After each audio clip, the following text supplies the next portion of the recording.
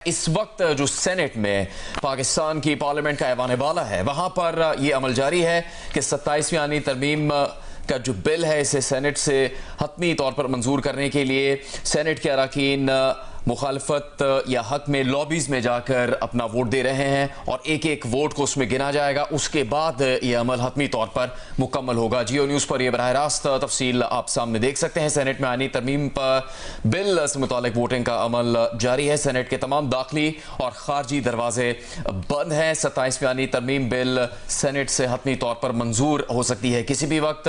27ویں ترمیم کی 59 شقیں سینٹ سے منظور کی گئی ہیں اور حق میں اس کے 64 ووٹ حاصل کیے گئے ہیں. چیئرمین سینٹ یوسف رضا گیلانی کے زیر صدارت سینٹ کا اجلاس جاری ہے. 27ویں آئینی ترمیم کی شقوار منظوری کی گئی. یہ عمل مکمل ہوا جس کے بعد اب ڈویژن یعنی تقسیم کے ذریعے آئینی ترمیم کی منظوری کا یہ مرحلہ ہے جس میں ایک ایک ووٹ کاؤنٹ کیا جائے گا. 27ویں آئینی ترمیم کی 59 شقیں پیش کی گئیں جو کہ سینٹ سے منظور کر لی گئیں. حق میں 64 ووٹ آئے. آپ کو بتاتے ہیں کہ پی ٹی آئی کے سیف اللہ ابڑو نے بھی ترمیم کے حق میں ووٹ دیا جبکہ جے یو آئی کے احمد خان نے بھی اس ترمیم کے حق میں ووٹ دیا ہے اور اس وقت حتمی مرحلہ جو ہے وہ جاری ہے جس کے بعد سینٹ سے ترمیم باقاعدہ طور پر منظور کر لی جائے گی. 27ویں ترمیم پر پارلیمنٹ کی مشترکہ قانون انصاف کمیٹی میں اجلاس کی منظوری کے بعد ترمیم سینٹ میں پیش کی گئی. ذرائع کہ یہ بتانا تھا جس کی اب تصدیق بھی ہوئی.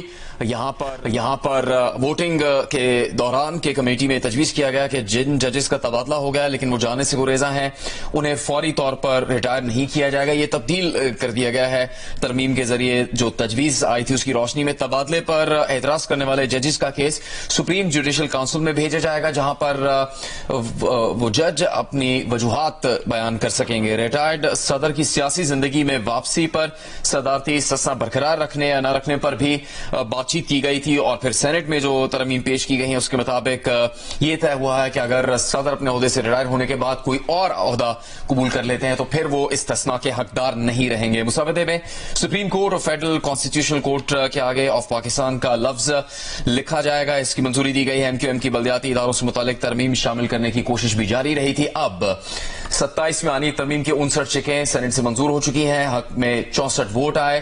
اس عمل کے بعد سینٹ اراکین 27ویں ترمیم کے حق کے مخالفت میں لابیز میں جا کر اپنا ووٹ دے رہے ہیں جس کے بعد حتمی معلومات سامنے آئے گی. سینٹ میں آئینی ترمیمی بل پر ووٹنگ کا عمل اس وقت جاری ہے. تمام داخلی اور خارجی دروازے بند کر دیے گئے ہیں. کسی بھی لمحے